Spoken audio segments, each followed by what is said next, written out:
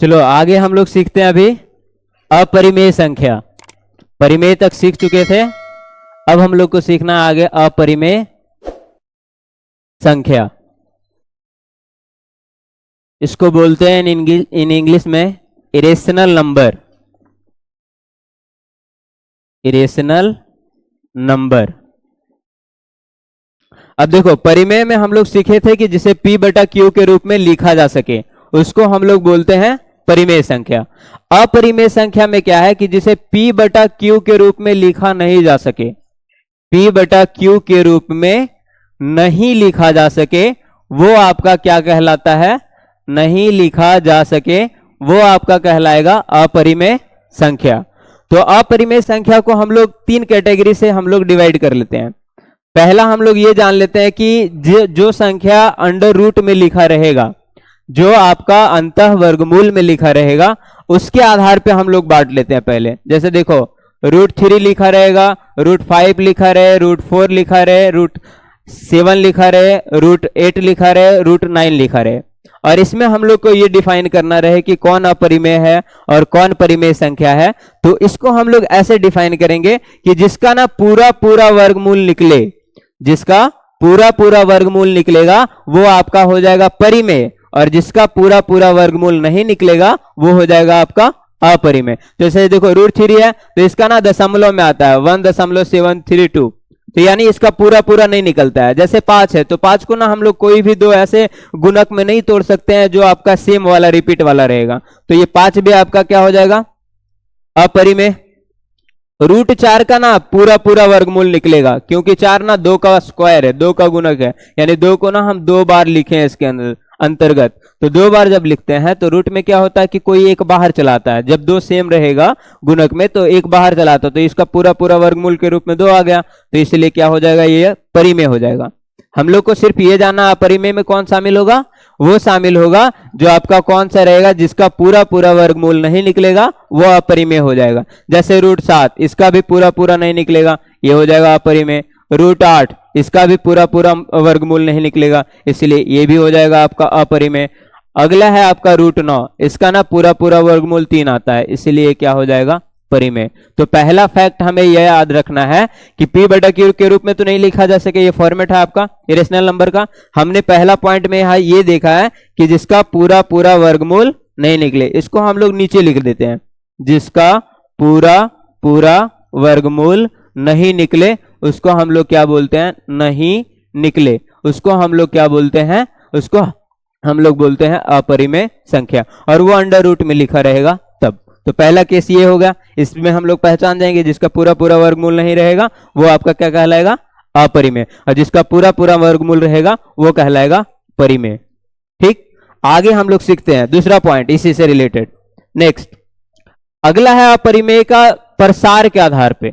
यदि कोई दशमलव में लिखा रहे तो दशमलव में यदि रिपीटेड अंक बार बार बढ़ते रहेगा, जैसे 1.10, 1 पे 00, 1 पे 000, ऐसे आपका बढ़ते जाएगा तो वो भी क्या कहलाएगा? अपरिमेय। यानी कोई भी आपका डिजिट बढ़ते जाएगा, जैसे 1.23 लिखेगा, अगला बार लिखेगा 2 3 4, अगला बार लिखेगा 2 3 4 5, अगला बार लिखेगा 2 3 4 5 6, ऐसा यदि डिजिट क्या होगा दशमलव के बाद सेम डिजिट बढ़ते चला जाएगा तो वो आपका क्या कहलाएगा? अपरिमेय संख्या। यानी ये किसकी कैटेगरी में आएगा? अपरिमेय की कैटेगरी में आएगा। आगे तीसरा पॉइंट, ये तो हो गया दशमलव में यदि कोई कैसे लिखा रहेगा तो कैसे डिफाइन करेगा अपरिमेय को, देखेंगे। दशमलव प्रसार के बाद वो क्या हो रहा है? बढ़ते तो नहीं जा रहा है, डिजिट यदि बढ़ते जा रहा है तो क्या हो जाएगा? वो अपरिमेय। यदि डिजिट जो आपका डिजिट लिखा हुआ उसका क्रम भी बढ़ते जाए, जैसे 2 3 है, 2 3 के बाद 4 आता है, ये भी बढ़ते चला गया। और यदि कोई दशमलव में ऐसे लिखा रहे जहां पे ये ना इंडिकेशन में आपका ये डैश डैश डैश लगा के बहुत दूर तक ऐसा लिखा रहेगा तो भी क्या हो जाएगा? आपका अपरिमेय। तो दशमलव प्रसार में जब ऐसे लिखा रहेगा तो उसका कंडीशन ऐसे बनेगा, समझ गया? ये वाला कंडीशन कैसे बनेगा? 1.10 है, 100 है, बार बार रिपीट होगा वो अंक, तो ये आपका हो जाएगा अपरिमेय। तीसरा कैटेगरी, तीसरा है आपका सिंबलिक। गणित के कुछ जो है आपका सूचक शब्द है, इंडिकेटर है, वो भी आपका कौन सा हो जाएगा? ये गणितीय जो इंडिकेटर वाला वर्ड है, जैसे पाई अभी बताए थे, इन्फिनेटिव, ये सब आपका क्या हो जाएगा, अपरिमेय संख्या। वो आपका क्या हो जाएगा, अपरिमेय संख्या। फाई चाई भी होता है, लेकिन 10 के लिए यूज नहीं कर रहे हैं, वो सिर्फ और सिर्फ जानकारी के लिए बता देते हैं। एक फाई होता है और एक चाई, साई, ये सब होता है। तो इसको हम लोग ना 10 के एग्जाम में ये दोनों इंपॉर्टेंट रूप से आएगा। ये आपका कौन सा आएगा, आपका पाई और इन्फिनेटिव। ये आपका कौन सी मतलब पूछा जाएगा कि कौन सी संख्या है, परिमेय है या अपरिमेय है, तो कौन सा हो जाएगा, अपरिमेय हो जाएगा। ये आपका पाई हो जाएगा अपरिमेय, इन्फिनेटिव भी हो जाएगा आपका अपरिमेय। हल्का हल्का बोल सकता है तो सब। चलो आगे, नेक्स्ट ये हो गया आपका अपरिमेय का। अब हम एक ही बार दोनों को इंडिकेशन, एक एग्जाम्पल लेते हैं जिसमें बहुत सारा हम परिमेय और अपरिमेय दोनों को लिखेंगे और वर्गीकृत करेंगे कि कौन परिमेय संख्या है और कौन अपरिमेय। जैसे 4 लिख दे, 7/4 लिखे, -9/4 लिखे, 8/4 लिखे, 1.432, यहाँ पे ऐसे रैकरिंग लगा दे, फिर 1.43 डैश डैश डैश, ऐसा पाई इन्फिनेटिव 0, ये आपका हो जाएगा ऐसे। फिर यहां पर 4 ऐसे 4.23333 ऐसे। अब इसमें से हम लोग को बताना है कि कौन परिमेय होगा और कौन अपरिमेय होगा। तो देखो, जिसको हम बटा के रूप में P/Q के रूप में लिख सके, वो बताए थे कंडीशन क्या था दोनों का, P/Q का यदि P/Q के रूप में रहेगा और Q बराबर नॉट 0 रहेगा तब परिमेय हो जाएगा, और P/Q के रूप में लिखा ही नहीं जा सके और आपका क्या हो जाएगा, तो वैसे वाले को अपरिमेय में आते हैं। तो देखो 4 को हम लोग लिख सकते हैं ना, 4/1। कोई भी प्राकृतिक संख्या जब डायरेक्ट लिखा रहता है तो क्या होता है, परिमेय संख्या होता है। डायरेक्ट के फॉर्मेट में वो लिखा रहेगा तो परिमेय होगा। तो 4 को हम 4/1 लिख सकते हैं, रिजल्ट 4 आएगा। तो ये भी क्या है, ये कौन सी संख्या हो जाएगा, यहाँ पे ये हो जाएगा आपका परिमेय। अगला बताओ 7/4 कौन सा हो जाएगा, परिमेय, क्योंकि P/Q के रूप में लिखा हुआ है। अगला -9/4, माइनस से हमें परिमेय और परिमेय में कोई लेन देन नहीं होता। माइनस को ऐसे समझ जाओ कि भूल जाओ कि है, ये नहीं है, इसको भूल के चलना है मतलब। तो ये 9/4 है आपका, ये क्या हो जाएगा, परिमेय। अगला बताओ, ये भी परिमेय है। अगला परिमेय या अपरिमेय, दशमलव के बाद रैकरिंग भी रहे तो भी परिमेय में होगा। अपरिमेय का कंडीशन है कि डिजिट बढ़ते जाए या डैश डैश डैश करके बहुत दूर तक लिखा जाए जिसमें बाद में डिजिट ना लिखा रहे। तो इसमें देखो रैकरिंग है तो ये क्या हो जाएगा, परिमेय। अगला 1.4 डैश आ गया, तो डैश आ जाने के बाद हम लोग क्या इंडिकेशन कर लेंगे, ये क्या है, अपरिमेय है। अगला पाई इंडिकेटर वर्ड है, अभी सीखे थे हम लोग, अपरिमेय। अगला इन्फिनेटिव अपरिमेय। 0 को हम लोग देखे थे, ये इन्फिनेटिव अपरिमेय क्यों हो जाता है, क्योंकि इन्फिनेटिव का मान यदि हम 1/0 के रूप में लेते हैं तो परिमेय कहता है कि Q का मान 0 नहीं होना चाहिए, और यहाँ पे जैसे ही 0 आ जाता है इसलिए इन्फिनेटिव अपरिमेय है। 0 को हम क्या लिख सकते हैं, 0/1, और नीचे जैसे ही 1 आ गया Q का मान 1 आ सकता है, 0 नहीं आना चाहिए, तो ये क्या हो जाता है, परिमेय। अब बताओ, प्राकृतिक संख्या जितना भी लिखा रहेगा 1 से लेकर अनंत तक, जितना भी संख्या लिखा रहेगा, अनंत तक नहीं, अनंत से पीछे, अनंत वाला तो मान हो जाता है परिमेय। और ये 4 क्या हो जाएगा, परिमेय संख्या, प्राकृतिक संख्या के रूप में 6 परिमेय। ये बताओ, इसमें देखो डैश नहीं लगाए, हम लास्ट तक गए हैं लेकिन डैश जैसे ही नहीं लगेगा क्या हो जाएगा, परिमेय, क्योंकि रैकरिंग वाला वर्ड आ गया 3 बार लगातार। इसी को ऐसे लिख सकते हैं हम ना, 4, 2 और 3 पे रैकरिंग, रैकरिंग वाला भी किस में आएगा, परिमेय की श्रेणी में आ जाएगा। तो परिमेय और अपरिमेय क्लियर हो गया। देख लेना, दशमलव प्रसार में ही खाली दिक्कत आएगा अपरिमेय का, दशमलव प्रसार के बाद डैश डैश डैश रहेगा तो हो जाएगा आपका अपरिमेय, और आपका ये हो जाएगा परिमेय और अपरिमेय दोनों क्लियर हो गया। नेक्स्ट आगे आते हैं। अब आगे है संख्या के कुछ ऐसे प्रकार है जो हम लोगों को जानना जरूरी है, जिसमें से वो अलग टाइप का प्रकार है, या बोल सकता है अलग है, परिमेय और अपरिमेय से अलग है। तो उसमें से हम लोग लेते हैं 2 पॉइंट, एक है सम संख्या और दूसरा है आपका विषम संख्या। सम संख्या और दूसरा हम लोग इसमें लेते हैं विषम संख्या। टाइप पढ़ रहे हैं संख्या के कुछ प्रकार, संख्या के कुछ प्रकार इसमें आते हैं हम लोग, सम संख्या और दूसरा है आपका विषम संख्या। अब आते हैं, देखो सम संख्या। सम संख्या किसको बोलते हैं? पहला डिफिनेशन ये होता है कि जो संख्या दो से कट जाए उसको हम लोग बोलते हैं सम संख्या, और जो संख्या दो से ना कटे उसको हम लोग बोलते हैं विषम संख्या। तो शॉर्ट डिफिनेशन पहले ये चलता है, जो संख्या दो से भाज्य हो यानी कटने वाला हो वो कहलाएगा सम संख्या। विषम संख्या क्या आएगा? जो दो से भाज्य नहीं हो यानी जो दो से कटे नहीं, भाज्य नहीं हो, वो आपका क्या कहलाएगा? विषम संख्या।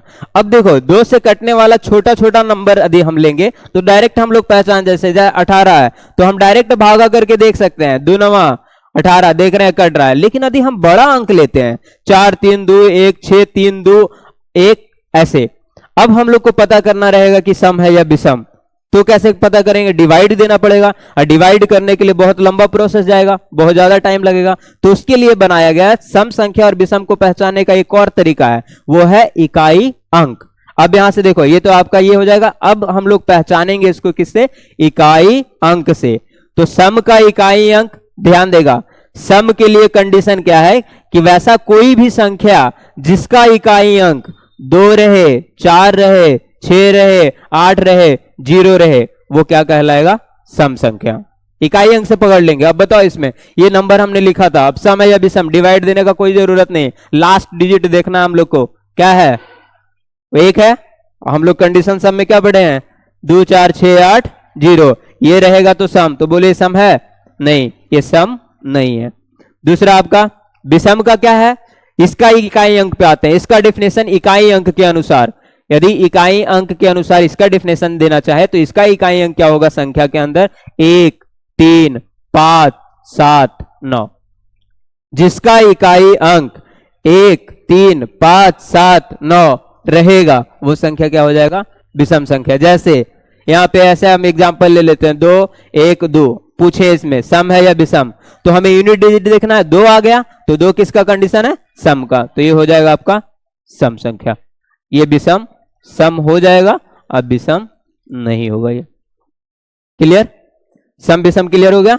इकाई अंक के जरिए हम लोग पहचानेंगे जिसका सम संख्या का इकाई अंक क्या आना चाहिए? 2 4 6 8 0, ये वाला भूल जाओ। अब ये वाला पे चलना हम लोग को, बड़ा बड़ा संख्या आएगा, छोटा वाला नहीं आएगा। अब तो ये 2 4 6 8 0 रहेगा तो सम हो जाएगा, और जिसका आपका 1 3 5 7 9 रहेगा वो क्या हो जाएगा? विषम हो जाएगा इकाई अंक में। आगे हम लोग समझते हैं आगे। अब एक क्वेश्चन है कि 0 सम है या विषम? 0 सम है या विषम? अब देखो, ये इसमें इकाई अंक के तौर पे ये नहीं आया है, ध्यान देगा। यूनिट डिजिट से भी पकड़ना रहेगा तो हम लोग पकड़ लेते हैं कि 0 क्या है? आपका सम संख्या है। यहां पर ध्यान देगा, 0 संख्या यूनिट डिजिट इकाई अंक, इकाई अंक किसका होगा? जिसका 2 संख्या रहेगा। इकाई अंक उसी का होगा ना जिसके पास 2 अंकों वाली संख्या रहेगा, तो उसका एक इकाई अंक होगा, एक दाएं हो। जो अकेले है वो आपका क्या है? सम है या विषम? तो इसको पहचानने के लिए हम लोग ऐसे जान लेते हैं, 0 क्या है? सम संख्या है, इकाई अंक के अनुसार भी, और ऐसे इकाई अंक के अनुसार हम लोग जान लिए, और ऐसे भी क्या हो जाएगा आपका? सम संख्या। लेकिन कैसे होता है इसको थोड़ा समझो कि 0 सम है या विषम, ये हम लोग पहली बार पता कैसे लगाएं? जब यूनिट डिजिट था ही नहीं तो भी कैसे पता लगाएं? तो उसके लिए ध्यान देगा कि कोई भी संख्या ना जिसमें हम यदि 2 का अंतर करेंगे ना तो वही संख्या सेम रिपीट होता है। जैसे ध्यान देगा, 15 विषम संख्या है, इसमें 2 घटाओ 13, कैसा संख्या आएगा? विषम। फिर घटाओ 2, फिर घटाओ 9, फिर 1, फिर उसके बाद 1 में 3 घटाएंगे, -1 ना रे, 1 में 2 घटाएंगे, 3 नहीं, -1 होगा ना। तो ध्यान देगा कि जब हम विषम का सीरीज ले रहे थे तो इसमें आया, वो नहीं आया। लेकिन यदि हम सम संख्या में 2 घटाओ, 14 सम है, 2 घटाएंगे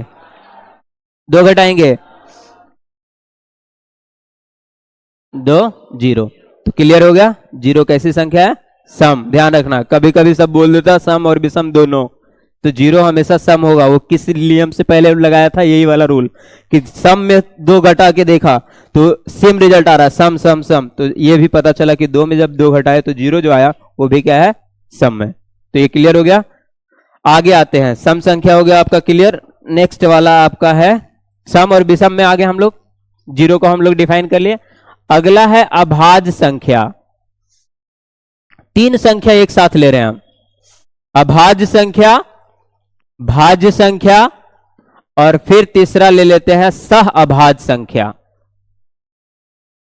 तीन संख्या एक साथ लाते हैं अभी इसी के बारे में पढ़ना हम लोग को। भाज्य संख्या, यहां पर हो जाएगा अभाज्य संख्या।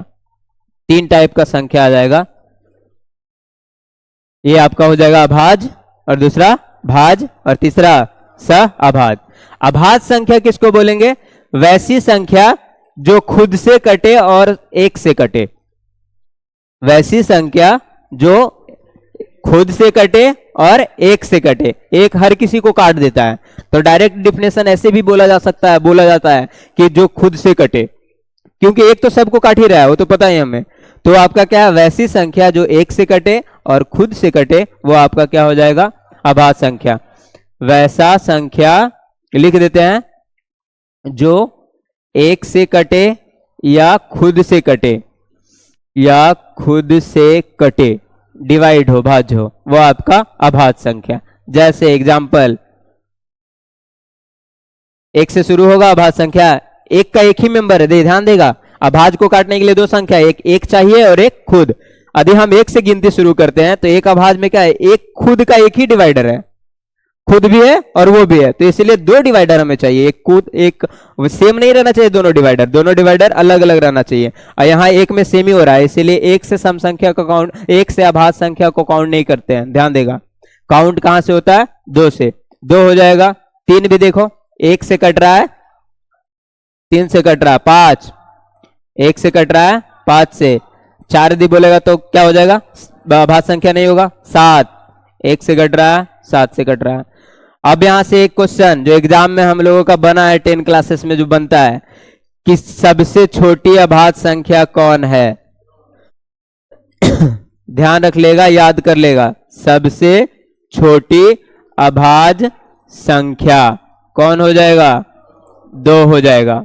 अब एक और क्वेश्चन यहां से बनता है कि जितना भी अभाज्य संख्या है ना, आगे सीरीज में जब आएगा वो सब विषम रहेगा। एक ही ऐसा अभाज्य संख्या है जो सम है। क्यों? क्योंकि आगे जब हम सम लेंगे तो दो से भी कटेगा, एक से भी कटेगा और खुद से भी कटेगा, तीन डिवाइडर हो जाएगा। डिवाइडर हमें दो ही चाहिए था। इसीलिए एक और पॉइंट यहां पे इंपॉर्टेंट पॉइंट ये है कि एकमात्र सम अभाज्य संख्या, एकमात्र सम अभाज्य संख्या कौन है? सम अभाज्य संख्या, ये भी कौन है? दो है। ये दोनों पॉइंट याद रख लेगा। इस सम संख्या में इकलौता है जो अभाज्य है, बाकी विषम वाला अभाज्य है। और सबसे छोटी अभाज्य संख्या भी कौन है? दो है। ये दोनों पॉइंट क्लियर। अगला भाज्य संख्या। भाज्य संख्या में क्या आ जाएगा? वैसा संख्या जिसका ना तीन डिवाइडर रहे, एक से भी कटे, खुद से भी कटे, लेकिन कोई तीसरा भी उसको काट दे, वो आपका क्या हो जाएगा? भाज्य संख्या हो जाएगा। भाज्य संख्या का यही कंडीशन है जो दो डिवाइडर के अलावे तीसरे डिवाइडर है, यानी इसका ना तीन भाजक हो। ऐसा लिख देते हैं हम, जो तीन संख्याओं से विभाजित हो, जो तीन संख्याओं से विभाजित हो, वो क्या कहलाता है? आपका भाज्य संख्या। अब जैसे इसमें एग्जांपल लेते हैं हम लोग, 4, इसका तीन डिवाइडर कौन कौन है? एक है, दो है और खुद 4 है। फिर 9, एक है, 3 है, 9 है। इसका ना तीन तीन डिवाइडर मिलेगा। जिसका तीन डिवाइडर मिलेगा वो आपका क्या हो जाएगा? कौन सी संख्या हो जाएगा? भाज्य संख्या। कहां गप कर रहा है रे? चलो आगे। भाज्य संख्या क्लियर हो गया। भाज्य संख्या में डिवाइडर 3 रहेगा। अब बताओ, 15 भाज्य है अभाज्य? 15 का भी 3 डिवाइडर, 3 से ज्यादा भी रह सकता है, 3 कम से कम, मिनिमम। जो तीन संख्याओं से, जो ये बोल सकता है न्यूनतम 3 संख्याओं से विभाजित होता है, वो आपका ये हो जाएगा। अब जैसे 20 ले लेते हैं, तब 20 तो एक से भी कटेगा, 2 से भी, 4 से भी, 5 से भी, 10 से भी और 20 से भी। तो 3 मिनिमम होना चाहिए। 3 के बाद जितना अंकों से कट जाए वो सारा क्या कहलाएगा? भाज्य संख्या। अगला सह अभाज्य संख्या। सह अभाज्य संख्या किसको बोलते हैं? ये युग्म रहता है, जोड़ा में। युग्म में रहेगा, वैसा युग्म संख्या, ध्यान देगा, वैसा युग्म संख्या जिसका महत्तम समापवर्त, जिसका HCF क्या रहेगा आपका, एक आएगा, वो आपका कहलाएगा सह अभाज्य संख्या। जैसे 3 और 5, यदि हम इसका HCF निकालेंगे महत्तम, तो 3 और 5 का महत्तम क्या होगा, एक ही होगा, एक ही महत्तम क्या होता है, HCF जो होता है एक ऐसा संख्या होता है जो दोनों को डिवाइड करे। अब देखो एक ही एक ऐसा संख्या है जो 3 को भी डिवाइड कर रहा है इसमें और 5 को, तो इसका HCF क्या आ जा रहा है, 1। तो जिसका HCF 1 हो जाएगा वो हो जाएगा सहअभाज्य संख्या। यदि बोल दे 18 और 20 सहअभाज्य संख्या है, नहीं है, क्यों, क्योंकि इसका डिवाइडर ना, इसका ना HCF 2 आ रहा है, आना चाहिए 1, तो 2 नॉट अलाउड, यानी हो जाएगा आपका सहअभाज्य संख्या। यदि लिखेगा तो सहअभाज्य संख्या ये नहीं होगा। क्लियर हो गया तीनों, भाज्य पढ़ लिए, अभाज्य पढ़ लिए, भाज्य पढ़ लिए, सहअभाज्य पढ़ लिए। अब हम ये तीनों का कुछ एग्जांपल ले लेते हैं ऐसे ही। नेक्स्ट 3, 9, 8, 7, 11, 101, फिर यहां लिख देते हैं हम 5, 10, 3, 4, 8, 10, 16, 5, बस इतना ही लगता है। अब इसमें से इंडिकेट करके बताओ कौन, तीनों बताना है, कौन भाज्य है, कौन अभाज्य है और कौन सहअभाज्य है। पहले यहां पे आओ, 3, 1 और 3 से कट रहा है, 2 डिवाइडर अभाज्य। 9 1 से कट रहा है, 3 से कट रहा है, 9 से भाज्य। 8 भाज्य। 7 1 और 7 से कट रहा है, भाज्य। 11 1 और 11 से कट रहा है सिर्फ, हाँ ये अभाज्य है, 1 और 7 से कट रहा है, अभाज्य। 101, 5 और 10 जोड़ा वाला बताए थे, सहअभाज्य में जाएगा, है कि नहीं, देख लो, है सहअभाज्य होगा, नहीं होगा, अभी बताए थे ना, महत्तम 1 आना चाहिए। 5 से कट जाएगा, 10 भी कट जाएगा, तो 5 ना इसका महत्तम हो गया, 1 तो है नहीं, तो इसलिए सहअभाज्य नॉट, सहअभाज्य नहीं है। 3 और 4 है, क्यों, क्योंकि 1 से 3 कट रहा है, 1 से 4 कट रहा है, 1 के अलावा कोई और नहीं काट रहा है इसको, इसलिए क्या हो जाएगा, सहअभाज्य। चलो इतना सीख लिया हम लोग, सहअभाज्य पेश वाला। ये बताओ ये तीनों इधर, भाज्य, भाज्य, ये भी भाज्य डिवाइडर है, और ये हो जाएगा आपका अभाज्य। चलो नेक्स्ट आगे, अभाज्य, सहअभाज्य और भाज्य तीनों सीख लिए, ठीक। आगे आगे हम लोग एक सीरीज सीखने वाले हैं, ध्यान देगा, जिसका नाम है फिबोनाची सीरीज। क्वेश्चन आता है, एक संख्या, एक टाइप लिखा रहेगा और उसमें पूछा जाता है कि ये कौन सा सीरीज में है, उसी में नाम आएगा आपका फिबोनाची सीरीज। जान लेते हैं, बस इसको जानना है, 10 क्लास के अंतर्गत इसका यूज हुआ है एक बार, वो भी बोर्ड एग्जाम में ना पूछ के, मतलब लोकल स्कूल वाला एग्जाम में पूछ देता है। फिबोनाची सीरीज क्या है, इसमें क्या होता है कि अगला जो अंक होता है पिछले अंकों का योग होता है, ध्यान देगा, अगला जो अंक होगा पिछले दोनों का जोड़ होगा। जैसे 1 2 3, तो अगला 3 2 5 3 8 5 13 8 21 13, ऐसे लिख देगा और पूछेगा ये कौन सा सीरीज है, कौन सा सीरीज हो जाएगा, फिबोनाची सीरीज। इंग्लिश नाम है, कुछ चीजों का हिंदी नाम नहीं होता है, समझ रहे ना, तो ये हो जाएगा फिबोनाची सीरीज। ये हो जाएगा यहां तक क्लियर, क्लियर हो गया थ्योरी, यहां तक सारा थ्योरी क्लियर हो गया, फिबोनाची सीरीज हो गया आपका। नेक्स्ट अब देखो, आगे हम लोगों को पढ़ना है यूक्लिड के बारे में, एक गणितज्ञ आएगा इस चैप्टर में, आगे हम लोगों को टॉपिक पढ़ना है। इतना तो संख्या के बारे में सिर्फ टॉपिक था, अब जो टॉपिक आएगा वो हम लोगों को पढ़ना है दूसरे चैप्टर से रिलेटेड, जो आपका क्या रहेगा, यूक्लिड के बारे में। यूक्लिड, यूक्लिड देखो यूक्लिड के बारे में जान लेते हैं पहले। यूक्लिड जो है ये एक ऐसे गणितज्ञ थे जो सबसे ज्यादा योगदान ज्योमेट्री में दिए हैं। सबसे ज्यादा योगदान किसमें दिया? ज्योमेट्री में। ज्योमेट्री एक गणित का ब्रांच है जिसमें कोण वगैरह पढ़ता है, तो इसीलिए ना इससे रिलेटेड एक सवाल बनता है, इसके नाम का उपनाम है ज्यामिति का पिता। यदि क्वेश्चन आ जाए कि गणित के अंदर किसको ज्यामिति का फादर या पिता कहा जाता है, तो वो कौन सा हो जाएगा आपका? यूक्लिड। ज्यामिति का पिता, father of geometry, father of geometry, ये आपका हो जाएगा कौन सा? यूक्लिड। इसको बोल सकते हैं हम लोग ज्यामिति का पिता। अब इसने एक पुस्तक लिखा था, एग्जाम में ये क्वेश्चन भी बनता है कि यूक्लिड ने कौन सा पुस्तक लिखा था। इसने एक पुस्तक लिखा था, उसी में उसने मैथ का बहुत सारा थ्योरम दिया था। वही थ्योरम को आगे हम लोगों को पढ़ना है और उसी थ्योरम से महत्तम निकलता है। पहली बार HCF निकालने का जो फॉर्मूला है वो किसी और ने नहीं दिया था, इन्होंने ही दिया था। यूक्लिड ने ही अपना एक पुस्तक लिखा था, उसके अंतर्गत ही HCF का फार्मूला, महत्तम निकालने का फार्मूला बताया गया था। तो यूक्लिड इसे ज्यामिति का पिता कहा जाता है। इसने कौन सी पुस्तक लिखी? इसके पुस्तक का नाम हम याद करेंगे। पुस्तक का नाम है इसका द एलिमेंट्स। क्या नाम है?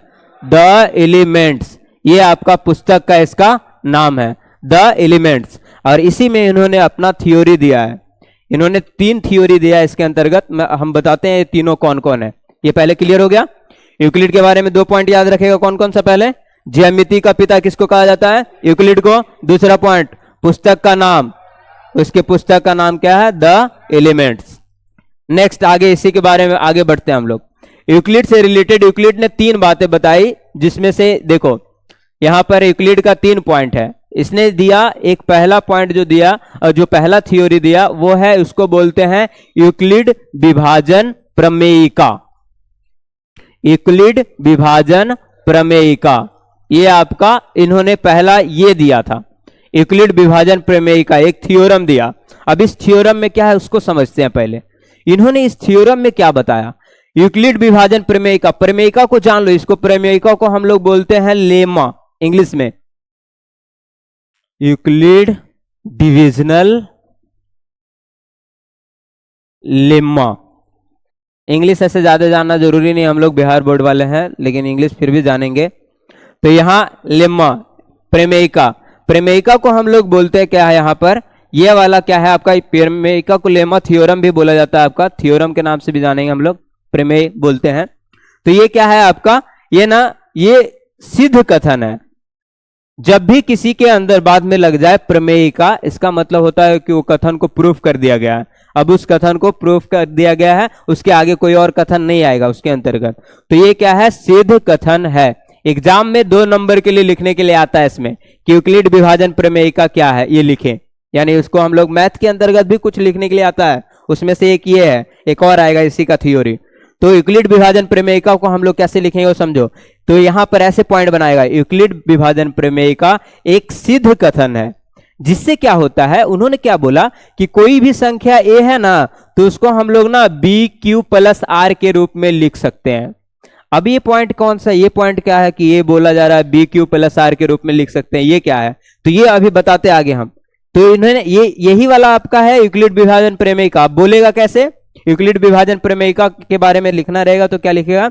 यूक्लिड विभाजन प्रमेयिका एक सिद्ध कथन है जिससे किसी संख्या a को BQ + R के रूप में लिखा जा सकता है।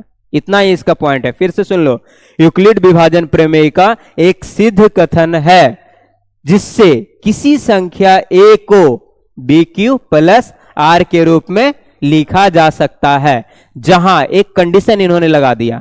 ये कंडीशन वो क्या लगाया कि R का जो मान होगा वह 0 के बराबर या 0 से बड़ा होगा, लेकिन R का मान कभी भी आपका B से बड़ा नहीं होगा। तो R का इसमें देखो, ये जो रिमाइंडर का मान है वह 0 आएगा या फिर 0 से बड़ा आएगा, और कभी भी B से बड़ा नहीं होगा। B मतलब यहां पर कौन है वो आगे हम समझाते हैं। B यहां पे डिवाइडर है, भाजक है। B का मान जो है उससे छोटा रहेगा। ऑब्जेक्टिव सवाल में यही वाला यहां पे बना रहेगा। ऑब्जेक्टिव सवाल में रहेगा यूक्लिड विभाजन प्रमेयिका में 4 ऑप्शन ऐसे ही बनाएगा। 0 ये बड़ा लिखा रहेगा, 4 ऑप्शन ऐसे करके दे देगा। 0 से बड़ा रहेगा R और यहां पे लिखा रहेगा B। दूसरा ऑप्शन बनाएगा कि 0 बड़ा रहेगा आर से, ऐसे करके टेढ़ा टेढ़ा करेगा बी से, फिर लिखेगा ऐसा 0 से बड़ा है आर, और फिर यहां बड़ा और बराबर बी दिखा देगा। चौथा ऑप्शन ऐसे बना सकता है आपका 0 से बड़ा आर और बी। कौन सा ऑप्शन हो जाएगा इन चारों में से? चौथा वाला।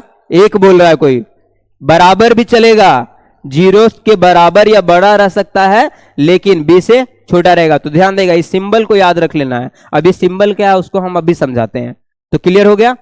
यूक्लिड विभाजन प्रमेयिका में आएंगे तो कैसे हो जाएगा? यूक्लिड विभाजन प्रमेयिका एक सिद्ध कथन है जिससे किसी संख्या a को bq प्लस आर के रूप में लिख सकते हैं, और r का मान जो होगा कहां से बड़ा होगा? 0 से बड़ा या बराबर। 0 के बराबर भी रह सकता है, r का मान 0 से बड़ा भी होगा, और b से हमेशा छोटा रहेगा। अब ये क्या है? ये वाला जो फैक्ट है उसको हम लोग समझते हैं फिर से। आओ आगे, यहां इसको पहले फिर से दर्शा देते हैं, 0 से बड़ा r और ये b। अब देखो भागा में इसको हम लोग ऐसे समझ लो, a बराबर bq प्लस आर जो लिखे थे ना वो ये है, a बराबर bq प्लस आर, यहाँ a है आपका ये, और ये ना b से डिवाइड हो रहा है, और q ना इसका भागफल आ रहा है, और शेष ना r आ रहा है। यही वाला को ना ऐसे लिख दिया गया है, a बराबर bq प्लस आर, जहां b क्या है? भाजक है, a क्या है? भाज्य है, और ये क्या है? भागफल है, और आपका ये क्या है? शेष है। अब यहां से इसी को हम लोग देखो एग्जाम्पल के जरिए एक समझते हैं। 7 लिखना रहे, 7 को, तो 7 को हम कैसे कैसे लिख सकते हैं इसको समझो।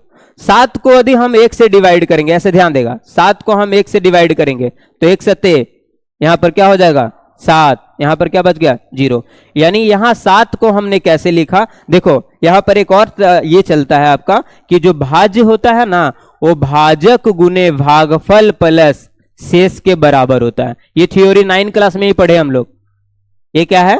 भाज्य बराबर भाजक गुने भागफल प्लस शेष। इसी को तो ऐसे लिखा है, भाज को ए, भाजक को बी, और भागफल कोएफिशिएंट बोलते हैं इन इंग्लिश में, तो इसीलिए क्यू आता है उसके लिए, और शेष को रिमाइंडर बोलते हैं इसलिए आर आता है इसके लिए। अब बोलो 7 को हमने कैसे लिखा? अभी ये 7 भाजक है तो 1 गुने 7 प्लस 0, 1 गुने 7 प्लस 0। अब यही 7 को हम लोग ऐसा चले, ये वाला जो आपका है हम 1 से भागा ना देके 2 से भाग देते हैं। चलो यहां पर ऐसे इधर इंडिकेट कर देते हैं, 2 से भाग दिए 7 में, 2 तिया 6, शेष 1।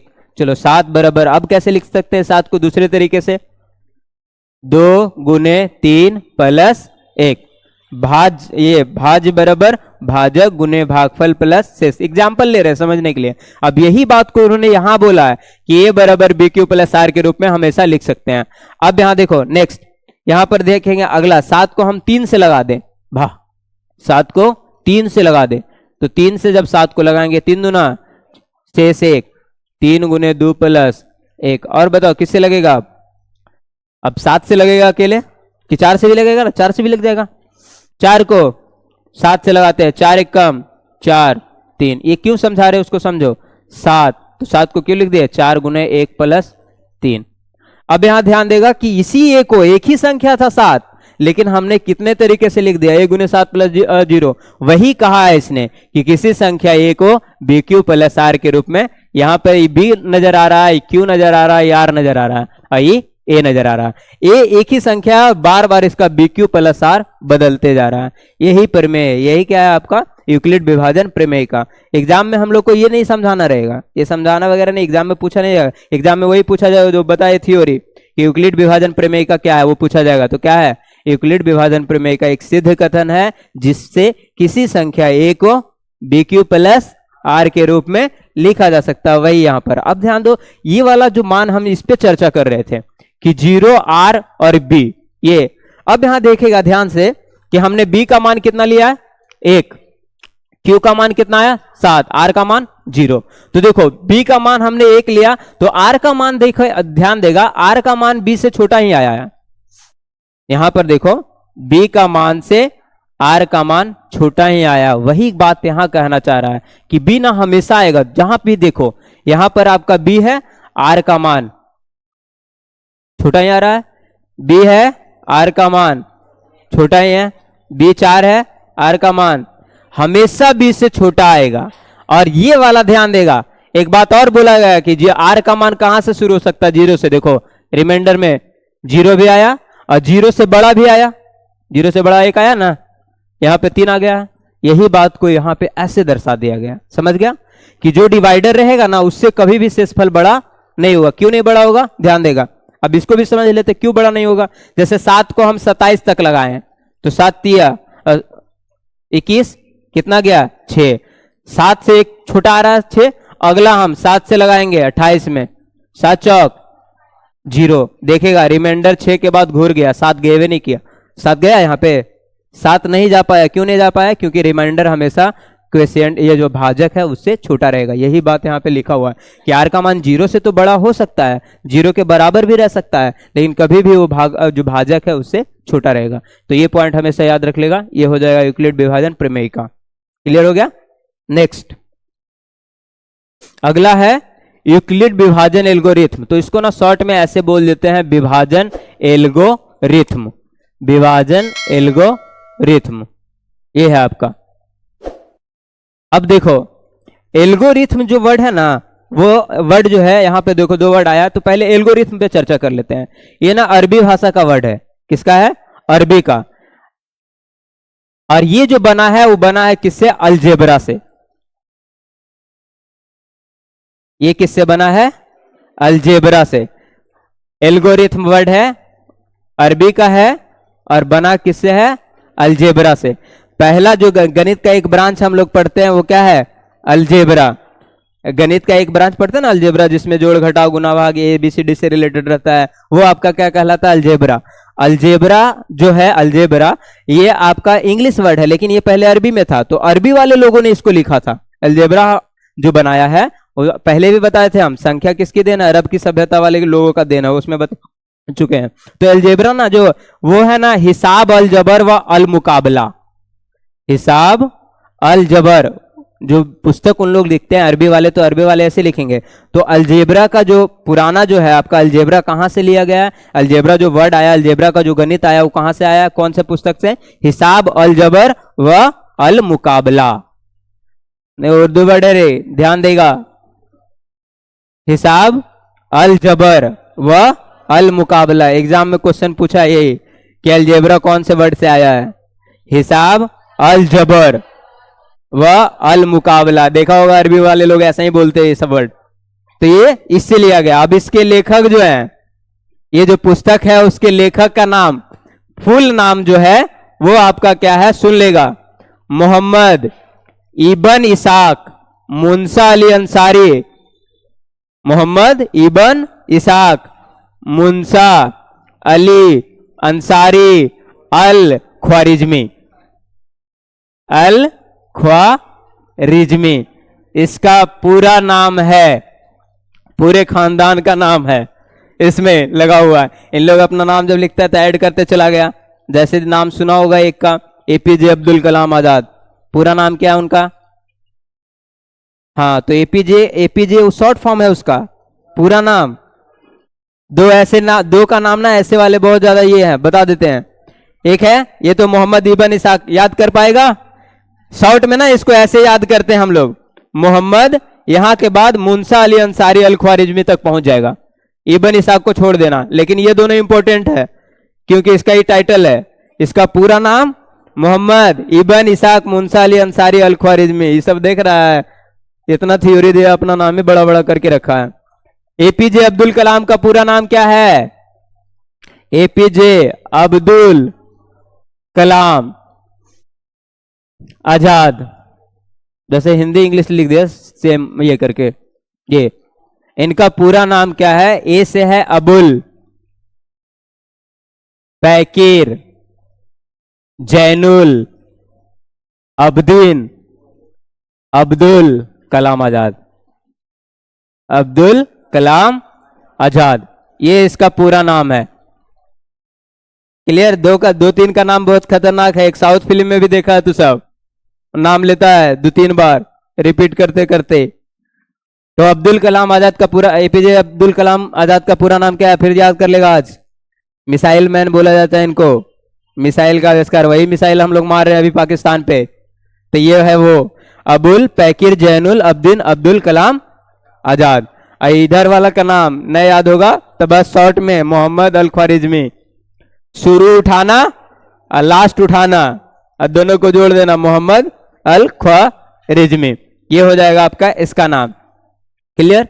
वैसे एक हमारे पास धावक था पीटी ऊषा, उसको बोला जाता है खेल जगत की उड़न परी, यानी बहुत फास्ट दौड़ती थी वो, अभी भी जिंदा है ना, तो समझ लेगी टपक गया है। पीटी ऊषा, इसका पूरा नाम क्या है? पीलू वालकंडी टेका परवील ऊषा।